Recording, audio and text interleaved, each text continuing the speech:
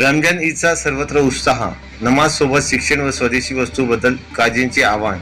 महिनाभर रोजे करून अल्लाहची इबादत केल्यानंतर गुरुवारी सोलापूर शहर व परिसरात मुस्लिम बांधवांनी ईद उल फित्र म्हणजेच रमजान ईद उत्साही वातावरणात साजरी होत आहे।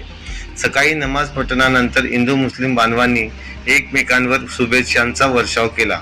दिवसभर घरोघरी शिरखुर्म्याचा आस्वाद घेत सर्वांनी ईदचा आनंद लुटण्यास सुरुवात केली आहे।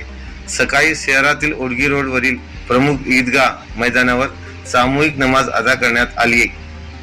काल बुधवारी सायंकाळी चंद्रदर्शन होताच ईद का चांद मुबारक म्हणून एकमेकांना शुभेच्छा व्यक्त करून शहर काजी मुफ्ती अमजद अली काजी यांनी गुरुवारी रमजान ईद साजरी करण्यात येईल असे सांगितले होते।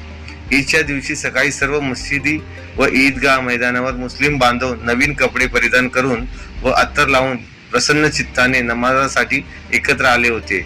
आलमगीर ईदगाह ओडगी रोड या ऐतिहासिक शाही ईदगाहवर सकाळी 9 वाजता सामूहिक नमाज व प्रार्थना करण्यात आली।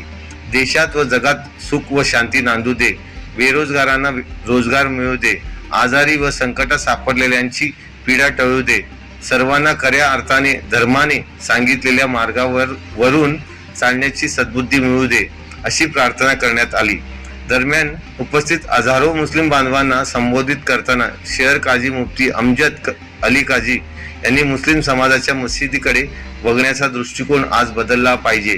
मशीद म्हटले की त्यावरील भोंगा दिसतो, परंतु या मशिदीत असलेल्या रिकाम्या जागेत आपल्या भागातील मुलांना शिक्षण द्या, रिटायर्ड टीचर बेरोजगार युवकांना शिक्षण देण्याचे काम द्या। त्यामुळे मशिदीतून आता केवळ नमाज नाही तर चांगले इंग्रजी विज्ञान शिकून वैज्ञानिक इंजिनियर डॉक्टर मुले बाहेर पडतील असे आवाहन शहर काजी यांनी केले। आपल्या देशातील वस्तू वापरून आपली अर्थव्यवस्था मजबूत करा असे आवाहनही शहर काजी मुफ्ती अमजद अली काजी यांनी केले।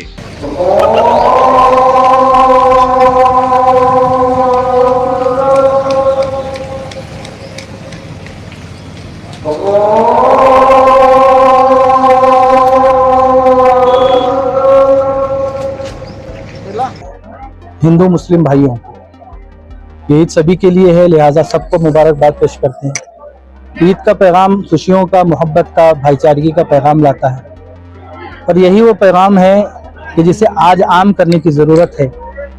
आज कितने भी नफरतों का माहौल हो, कड़वाहटों का माहौल हो, हमेशा से इस मुल्क में, इस दुनिया में अच्छे लोग रहे हैं और अच्छे लोग रहेंगे। लिहाजा इस ईद के पैगाम को आम करें, इन खुशियों के पैगाम को आम करें। मुल्क को तरक्की और कामयाबी की तरफ किस तरह हम ले जा सकते हैं उसमें हाथ बिठाएं, सब मोहब्बत से रहे और हमारा मुल्क तरक्की करे और जो शर पसंद अनास